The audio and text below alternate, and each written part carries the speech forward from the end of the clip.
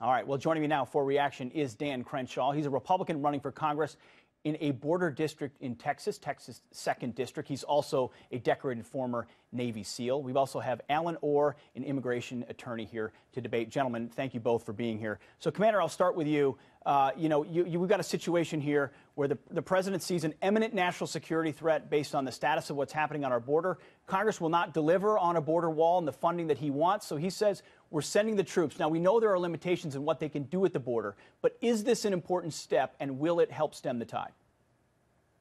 It absolutely is, and he's making good on his promise to the American people. That's what he ran on. He ran on a border wall, and it looks like that border wall, for now, temporarily, will have to be enforced by National Guard. And we have a long history of this in Texas, and frankly, we've been footing the bill. We're on the front lines. We realize this is a national security issue, and we spend our own money to actually put Department of Public Safety troops on the ground to help assist law enforcement. We also put National Guardsmen on the ground regularly to help with counter-drug operations. This is nothing new to us. It's important to us.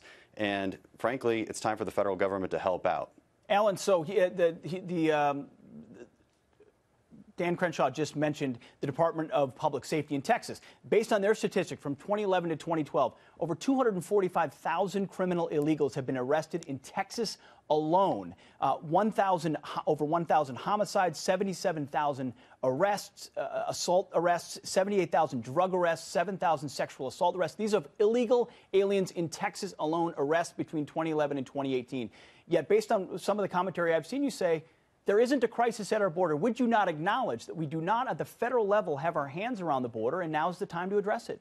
Well, I think there are ways to address the issue of the immigration crisis, and actually the border wall and actually an individual wall and a human wall is not the way to best address the issue.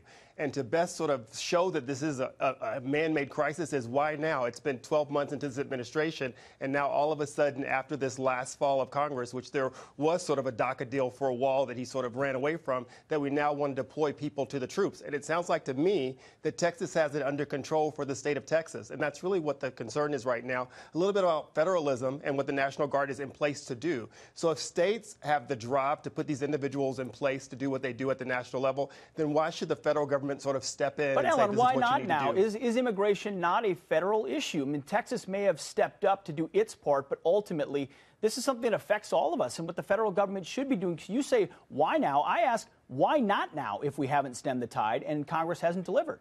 Right, because there's no way to put humans in the way of the danger of standing at the border, one for the National Guard officers, because when you think about National Guard officers, they're part of the communities. They're firemen and police officers and teachers that are part of communities that keep them striving, keep them safe. So you're removing people from communities and putting them at the border for a threat that doesn't exist. For what reason, right? Well, there's no number, there's no caravan. So sort of show me the statistics of why now 400,000 needed. The threat that doesn't exist. Dan, I'll go to you as well. I rattled off those statistics. Yeah. 245,000 criminal illegals since 2011 to 2018 arrested in Texas alone. We're talking homicides, assaults, drugs, sexual assault, over 10,000 for weapons. He says, Allen says, no threat here. Humans can't do it. If not humans and not a wall, how do we ever get our hands around this? And is it not a national security issue? We've got an invasion problem here. It's a national policy issue. That's how he did say one thing that was absolutely correct, which is that we waited too long. We should have done this before. We should have done this a long time ago. And frankly, it has been done before.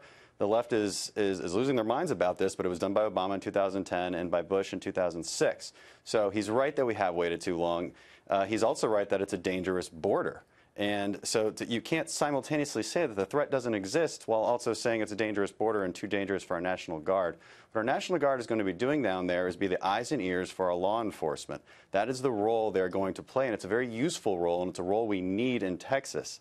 Now, the Department of Public Safety here in Texas knows very well that we don't have the manpower to man every single inch of this border. So this is extremely helpful, and we welcome the help. And it is a federal issue. This is an international border. To say that the states have the resources to do it is wrong. It's not true. And Texans are on the front lines, and we're tired of footing the bill. Alan, as Dan has said, I mean, if you don't have people there, then you've got to have a wall. Now, if you don't want to send the people there, Alan, if you don't believe that the National Guard serves a proper function there, which could be a legitimate argument if that's your true concern, wouldn't you then say, well, now it's time for a border wall? We have No, I would say, to do something. Actually, absolutely, you would have to do something. And some of the ways to sort of stem this problem without spending the wasted money is to sort of look at technology. Because if people are really just there to sort of look and observe, that's something we do with iPhones. That's something we do with cameras. That's something that we can do with tripwires. There's no need to have a human person there to sort of look and see what's going on. So that argument sort of falls weak there. And sort of the concerns of what could happen, the danger at the border, is that someone could misfire. iPhones and tripwires are not a wall, are not a beautiful 30-foot border wall that is an actual obstacle that interdicts people trying to come across your border.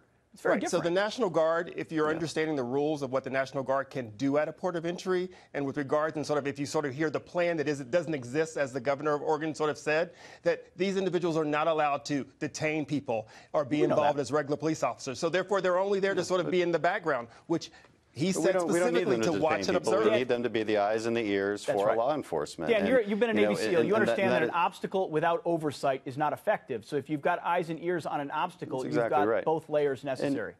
And it isn't wrong that we also need electronic surveillance to bolster this effort. I mean, it's a combination of both, okay? With any operation, and to say this operation wasn't planned or there's no planning, there's no talk about it, of course there is. Okay, this is a very simple military operation. We want to stop people from crossing a border. So, all right. So you need electronic surveillance. You need people on the ground, and then you need law enforcement in conjunction with that in order to be able to arrest and detain.